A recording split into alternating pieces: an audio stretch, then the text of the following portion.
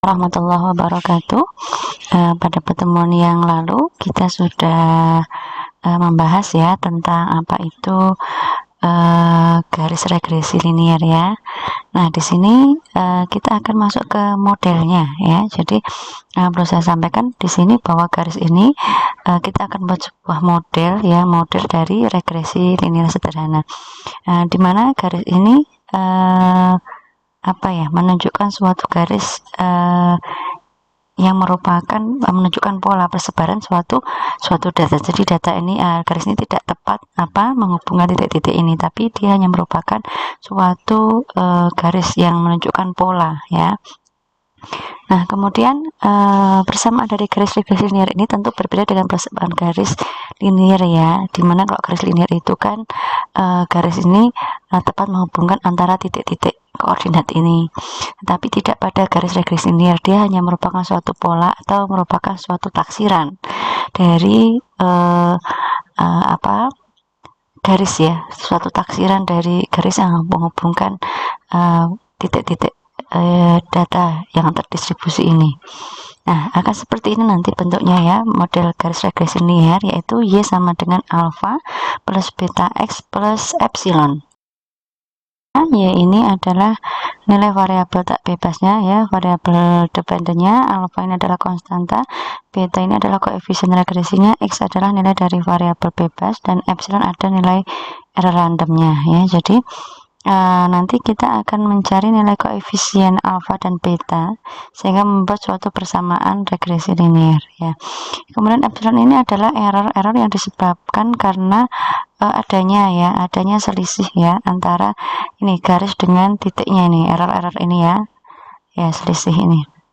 Kemudian kita akan menggunakan suatu metode ya yang akan kita gunakan untuk mencari sebuah persamaan regresi yang terbaik ya, namanya metode kuadrat terkecil, yaitu suatu metode yang digunakan untuk mengestimasi koefisien regresi. Jadi metode ini digunakan untuk mengestimasi koefisien regresi, yaitu alfa betanya ini kita estimasi dengan menggunakan metode kuadrat kecil, sehingga nanti diperoleh suatu persamaan, di mana persamaan itu adalah persamaan yang paling baik ya. Seperti apa persamaan yang paling baik itu?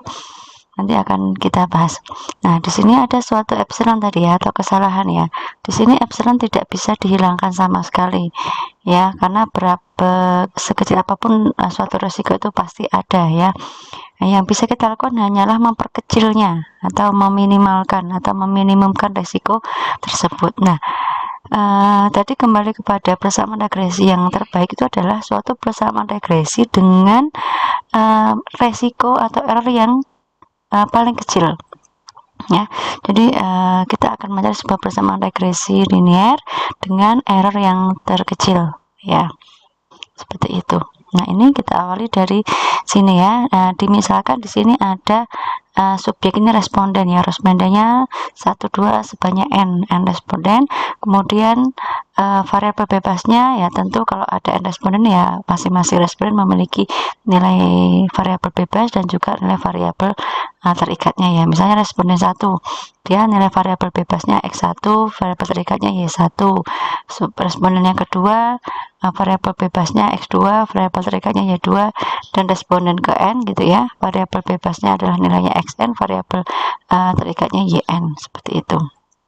Nah, kemudian dengan data di atas menggunakan metode kuadrat terkecil akan digunakan untuk mengestimasi koefisien regresi. Jadi tadi ya, kita akan mengestimasi nilai alfa dan beta.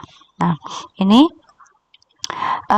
dengan data ini ya, dengan data responden 1 sampai n ini kita akan melihat persamaan dari persamaan garis regresi liniernya, model liniernya seperti ini. Y ya, alfa plus beta xi plus epsilon i. I ini artinya dia responden dari responden 1 sampai responden n gitu ya. Nah, di sini y ya, alfa ini kan suatu konstanta, jadi dia tidak mengandung ini ya, unsur i ini ya. Nah, dia konstanta. Kemudian beta xi ya, i-nya 1 sampai n, kemudian epsilon i-nya 1 sampai n ya. Ini kan y1 ya, jadi y1 ini kan berarti ini ya, Berarti kalau kita buat persamaan apa? Y1 sama dengan alfa plus beta X1 plus epsilon 1 gitu ya. Y2 sama dengan alfa plus beta X2 ya tambah epsilon 2 ya, seperti itu ya. Sehingga kalau kita nyatakan dalam bentuk indeks akan seperti ini. Y sama dengan alfa plus beta Xi plus epsilon I nya 1 sampai N. Kalau dijabarkan Y1, Y2, Y3 sampai Yn gitu ya. Nah, kemudian di sini karena kita nanti di sini akan meminimumkan epsilonnya ya. Nah, sedapat mungkin nanti epsilon ini kita buat menjadi satu ruas tersendiri gitu ya. Menjadi satu ruas tersendiri sehingga nanti bisa kita minimumkan. Maka kita pindah ruas ya. Atau kita pindah ruas menjadi epsilon I sama dengan Y min alfa min beta Xi ya. Kemudian ini dua ruas kita kuadratkan karena memang yang kita minimumkan adalah jumlah kuadrat ya, jumlah kuadrat dari epsilon ya. Jadi metode kuadrat kita dengan meminimumkan jumlah kuadrat dari epsilonnya, sehingga ini kita kuadratkan, kedua ruas kita kuadratkan menjadi seperti ini ya, epsilon I kuadrat. Nah, yang ruas kiri juga begitu ya. Kemudian di sini sekali lagi saya tegaskan, tadi yang akan kita minimumkan adalah jumlahnya ya, jumlahnya atau epsilonnya atau sigmanya, sehingga kita dua ruas ini kita sigmakan ya, sigma epsilon I kuadrat I nya 1 sampai N. Kemudian ruas kanan juga sigma dari Y min alfa min beta Xi kuadrat I nya 1 sampai N. Nah, nanti untuk memudahkan penurunan ya, sigma epsilon I kuadrat ini saya nyatakan dengan J ya, saya nyatakan dengan J. Jadi J ini adalah sigma epsilon I kuadrat. Nah, selanjutnya tujuannya tadi kita apa? Ingin membuat suatu persamaan regresi yang baik, yaitu suatu persamaan regresi dengan error terkecil. Oleh karena itu kita akan mengestimasi koefisien alfa dan betanya sedemikian rupa sehingga dengan minimumkan apa tadi, dengan meminimumkan jumlah kuadrat dari epsilonnya ya, seperti itu. Untuk memperoleh J minimum ya, J minimum, maka perlu ditentukan turunan dari J yang diturunkan terhadap alfa dan terhadap beta ya. Maka di sini nanti kita akan menjabarkan dua persamaan ini ya, dua persamaan ini sehingga akan diperoleh suatu persamaan alfa, persamaan alfa dan persamaan beta, atau nanti kita akan menyatakannya dengan AB ya, dimana AB ini adalah apa koefisien regresinya. Yang pertama dari kita turunkan terhadap alfa dulu ya. Jadi apa yang kita turunkan? Jadi ini do J terhadap do alfa. J tadi ya kita lihat ya, J kita lihat di sini ya, ini adalah sigma Y min alfa min beta Xi kuadrat, itu kan? Nah, ke sini ya untuk memperjelas. Jadi dari do J ini do J ini ya, do J terhadap do alfa. Jadi tadi kita punya persamaan tadi sebelumnya, maaf ya karena tulis tangan sehingga kurang rapi ya. J sama dengan apa? Alfa sigma Y min alfa min beta Xi kuadrat I nya 1 sampai N. Kita turunkan terhadap alfa, maka menjadi apa? Ini turunnya adalah 2 ya. 2 kita bawa ke depan, 2 sigma Y gitu ya.